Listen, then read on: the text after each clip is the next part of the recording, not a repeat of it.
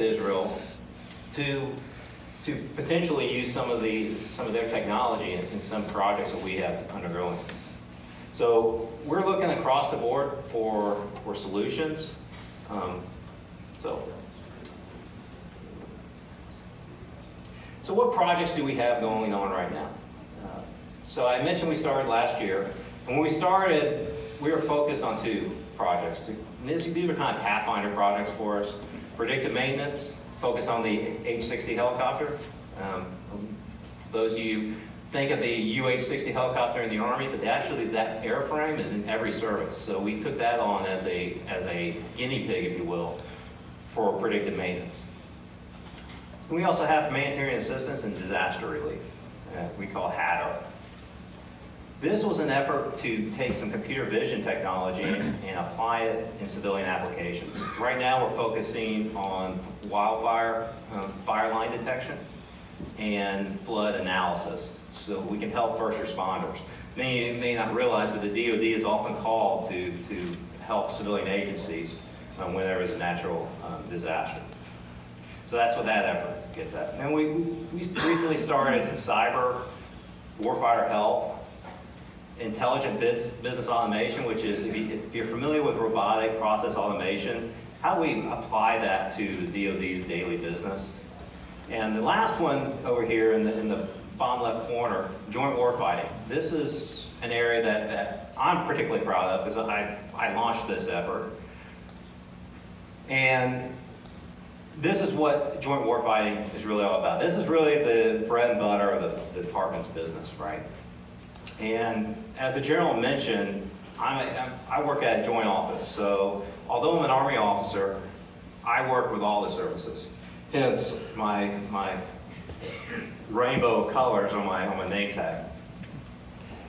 So all these different areas, these projects that I want to talk about briefly, touch all the services. The first one, autonomous ground reconnaissance surveillance, how we use quadcopters to help our frontline infantry units. Okay, so we're working with both the Marines and the Army with this project. Leveraging computer vision primarily on these quadcopters and being able to send back, instead of sending back raw data or raw video stream, sending back metadata of what the drone is finding and being able to pick that on a map. The other one up here in the top right corner, smart sensor. This one, I don't know, I show of hands, who's familiar with Project Maven at the Department of Defense? Quite a few. Project Maven is an effort stood up in the intelligence community to apply computer vision to our drone feeds downrange in Afghanistan. They've done a pretty good job of training algorithms to identify objects in drone feeds and being able to help intel and analysts with identifying what they need to look at. What Smart Sensor does is we take that algorithm, which is currently being processed at the ground control unit, and moves it up into the actual bird itself. And when you do that, you solve a couple problems. One, you don't need a lot of bandwidth to push a video stream back down to Earth. Two, because you can hang multiple sensors on a single UAS, unmanned aerial system. What you can do is get better algorithms because they can pull from different data. They can pull from IR data, EO data, SAR, which is a small aperture radar, different data to train better models.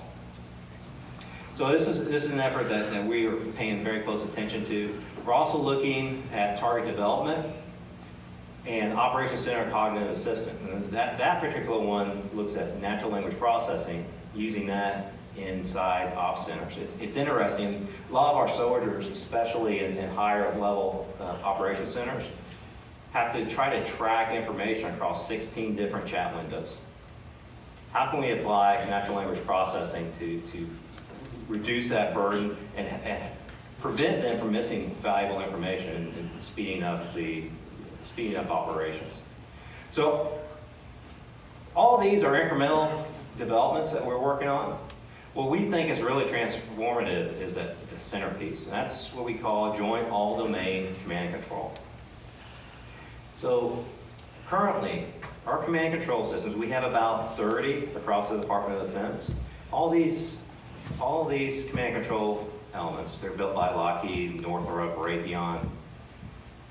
They are stovepipe systems that start with infrastructure, host the data, have a back end that manages the data, and then ends with a UI, a user interface at the top, which most people who don't understand technology think that's the actual command and control system, that UI, that common operating picture. Where the genius is all that back end that does all the processing. So what we're advocating is how do we break that system of 30 different stovepipes and that have trouble talking to each other?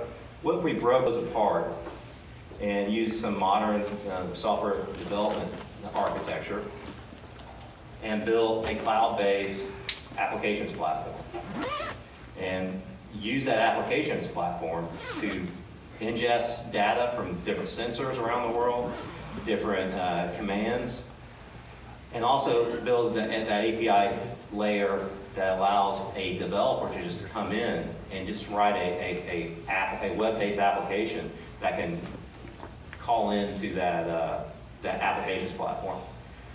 It does a couple things for the DoD. One, it reduces our attack surface of where we host our data.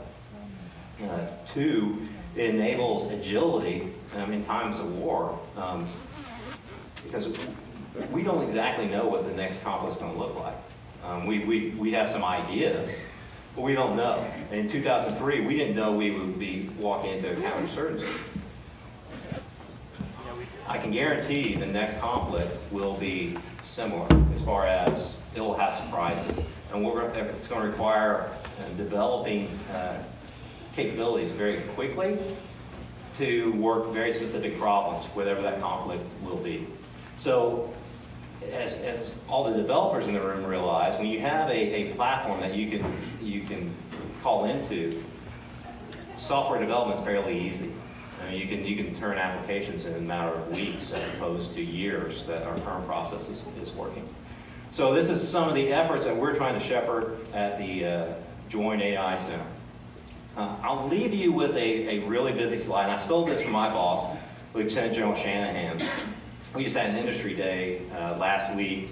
He wanted to share some things that we're working with the